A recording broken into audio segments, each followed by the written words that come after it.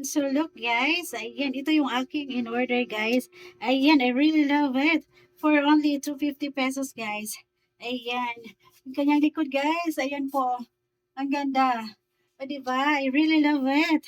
Ayan guys, pack, pack, pack. Ayan, ayan po. I really love my fashion. Ayan, ready na naman ako sa aking pagbi-beach. Ayan, meron na naman tayong beach outfit guys. Ayan kanyang likod. Ayan po. And then, meron siyang free, ano guys, meron siyang free, tsaran, yung kanyang ano guys, ayan, pwede mo siya, pag nahiya ka guys, pwede mo tong isuot. Ayan, pwede mo siyang isuot guys. Ayan, yung kanyang, ayan, try natin isuotin guys. And try natin isuot. Ayan, ang ganda naman niya. Ayan, worth of 250 pesos. Ayan, 250 lang siya guys. Ang ganda rin. Ang ganda niya guys. Ayan o. Oh.